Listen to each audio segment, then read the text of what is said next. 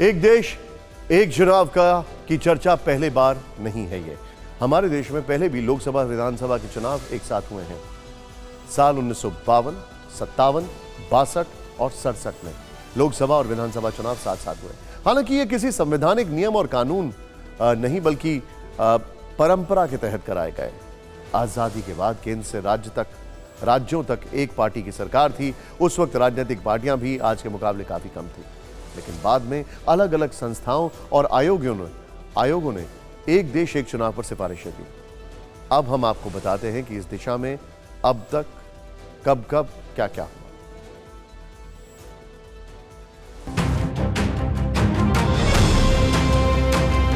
एक देश एक चुनाव। अचानक देश में इस फॉर्मूले पर चर्चा शुरू नहीं हुई, बल्कि पिछले कुछ सालों में अलग अलग मंचों से यह मुद्दा उठता रहा है।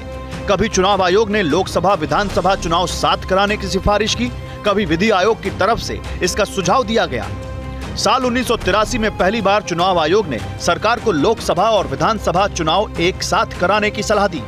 इसके बाद अगले 16 साल कुछ नहीं हुआ। फिर 1999 में विधि आयोग ने एक साथ चुनाव कराने की सिफारिश की। इसके बाद फिर 16 साल तक मामला ठंडे बस्ते में चला गया। 2015 में संसदीय समिति ने भी लोकसभा और विधानसभा चुनाव एक साथ कराने का सुझाव दिया। 3 साल बाद 2018 में विधि आयोग ने अपनी रिपोर्ट में कहा कि संविधान में कुछ बदलाव करके लोकसभा और विधानसभा के चुनाव एक साथ कराए जा सकते हैं। प्रधानमंत्री नरेंद्र मोदी भी कई मंचों से एक देश एक चुनाव की पैरवी कर चुके हैं। वन नेशन वन इलेक्शन सिर्फ एक चर्चा का विषय नहीं है, बल्कि ये भारत की जरूरत है। हर कुछ महीने में भारत में कहीं न कहीं बड़े चुनाव हो रहे होते हैं। इससे विकास के कार्यों पर जो प्रभाव पड़ता है उसे आप सब भली भांति जानते हैं। ऐसे में वन नेशन वन इलेक्शन पर गहन अध्ययन और मंथन आवश्यक है। इसके विरोध में विपक्ष की तरफ से तर्क दिया जाता है कि इस नियम के लागू होने से क्षेत्रीय पार्टियों का दबदबा कम होगा।